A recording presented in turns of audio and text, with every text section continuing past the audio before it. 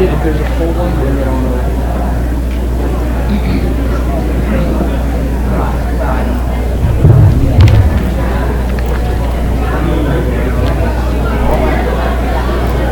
I'll call this meeting to order.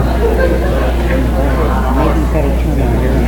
I did turn on the shoe up.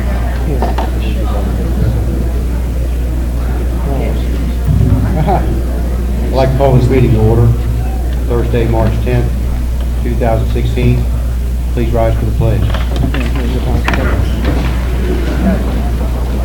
Pledge allegiance to the flag of the United States of America and to the republic for which it stands, one nation, under God, indivisible, with liberty and justice for all.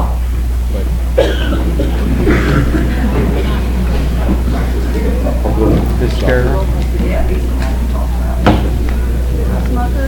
Here. Mrs. Johnson? Here. Mr. Holden? Here. Mrs. Murphy? Here. Mr. Kmeyer? Here. Mr. President, I'd like to make the motion that for the board this meeting not be paid. I'll second. Mr. Holden? Yes. Mrs. Murphy? Yes. Mr. Smucker? Yes.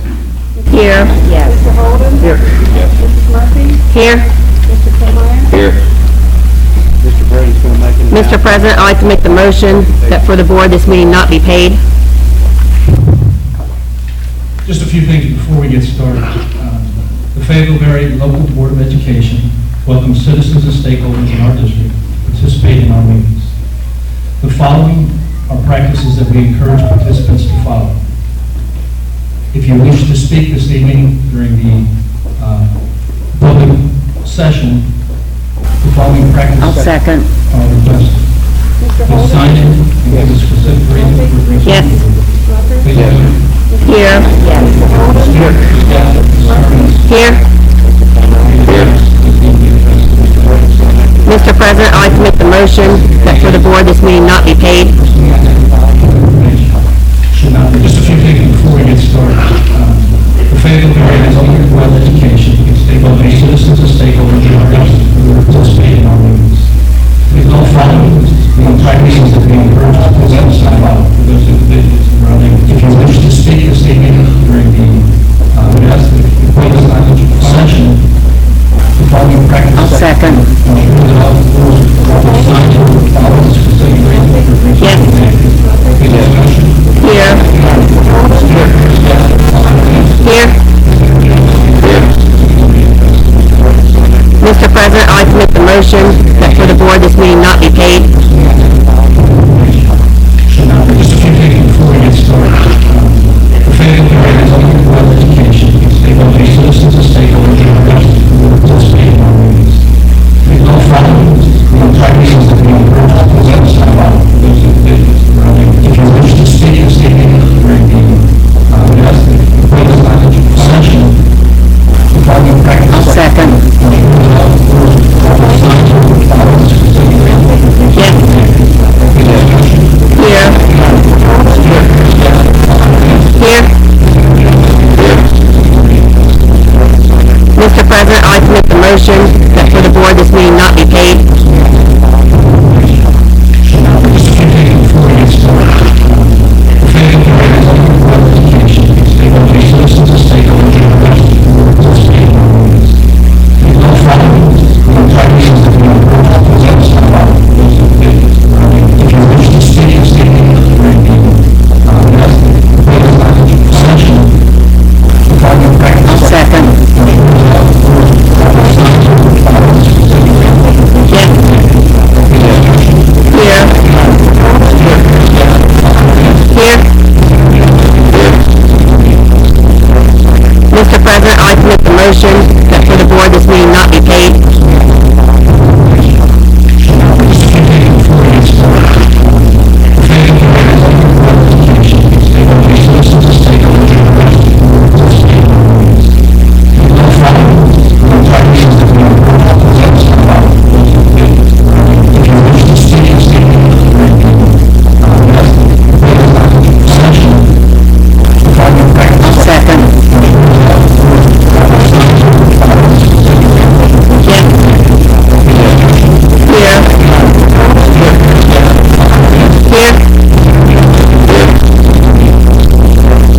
Mr. President, I'd like to make the motion that for the board this meeting not be paid.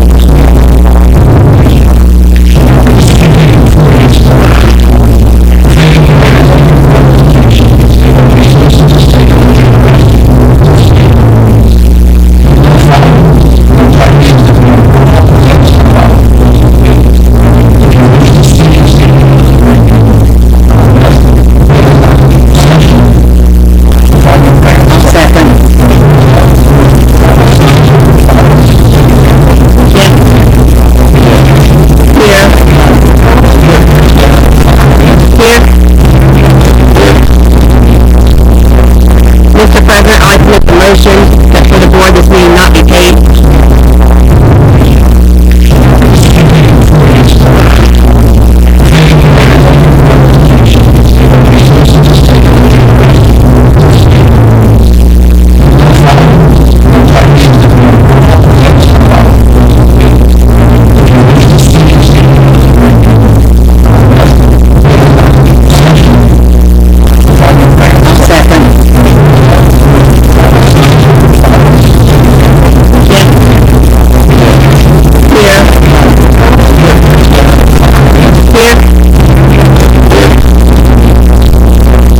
Mr. President, I'd like to make the motion that for the board this meeting not be paid.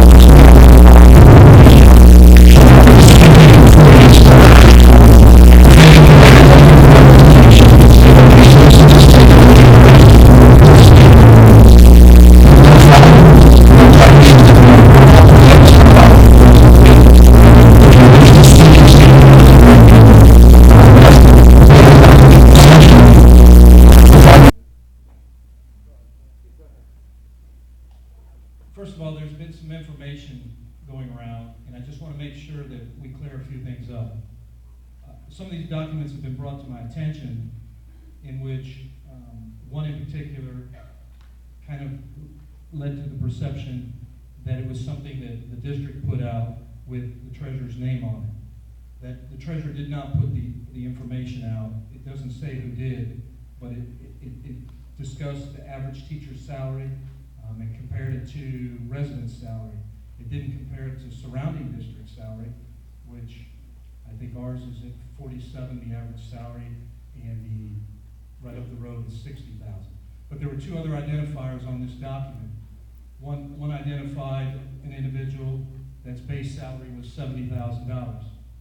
Now, what it didn't point out was that individual was actually filling two principal positions, so it's pretty good bang for the dollar. And it says, and this isn't the highest paid person. I happen to be the highest paid person. People probably figured that out. But my salary is the same salary as the superintendent's was in 2008. So the district hasn't inflated that in any shape. And it also left off the last operating levy. The last operating levy was 1979, in which the district came to the taxpayers for operating funds. There is a difference. When the building projects were built, that was a bond issue, not an operating levy. Another document that surfaced that was several people had asked me questions about was the one that listed every employee's name and pretty much every part of their income. So every employee in the district that showed up, this did not come from the school. So I just wanted you to know that. Let's see. Good. I'll turn it back over to Stacy. Ryan, can you dim the lights some? Can you just Sorry part for of that. Yeah, we got to. Sorry for that misunderstanding. I thought the presentation was being driven by the man behind the screen. So I apologize for that. Sure. Yeah. As I mentioned, the first part of our conversations with the superintendent and treasurer were to define the assumptions that we were going to use to base the forecast on. And you'll see, some of those assumptions. We're going to present basically the results of the assumptions that we built in. If you have questions at the end of the presentation about some of the assumptions that are built into the forecast that we didn't answer or we didn't address, please let us know. We have, a lot of detail that's been built, and and is behind the scenes driving the forecast. So this is this was the result of our planning meetings with the superintendent, treasurer, and board. And you can see in the forecast in a condensed view that begins at the top with cash beginning balance. What is a cash beginning balance? A cash beginning balance is a lot like a savings account. So the district in fiscal 16, the beginning balance that they brought into this fiscal year was $1,259,000. That seems like a lot of dollars, okay? The budget for this district is over $8 million. So in relative terms, that represents about a 15.7% carryover of the annual budgeted amount. To think of it another way, if it's your home budget and you have a $30,000 annual income, you'd have a savings account of about $4,710. Okay? So it's not a huge cash carryover to begin the fiscal year. It's a sufficient cash carryover. Then we look at how much in revenue the district projects to receive in fiscal 16. And again, there's going to be lots of details that I'll share with you. Some of them we're not going to go over that go into the number that you see up on the screen, $7,914,000. You're serving a district student base of over 850 students. So again, you need to think of it in terms of that perspective. The expenditures for fiscal 16 are estimated to be $8,021,000. That means just during the year of fiscal 16, you're going to eat into that savings account to the tune of $107,000, leaving the ending cash balance at the end of fiscal 17 at $1.1 million. Okay? And then the natural progression forward into 17 and 18, the charts read exactly as I just outlined it. So beginning balance at the top, revenue surplus or deficit in the middle, and to me that's the most important area to focus is the revenue surplus or deficit. It's kind of outlined in the border area, and you can see in 2017 the district is expected to build a small surplus during that year. That's without a levy, okay? But moving forward, you can see that situation changes, and it changes pretty dramatically. We'll explain the assumptions that are built in there, but the expenditure increases I think you'll see are modest expenditure increases. One of the things the board and superintendent and treasurer asked us to model in the forecast was no additional staff.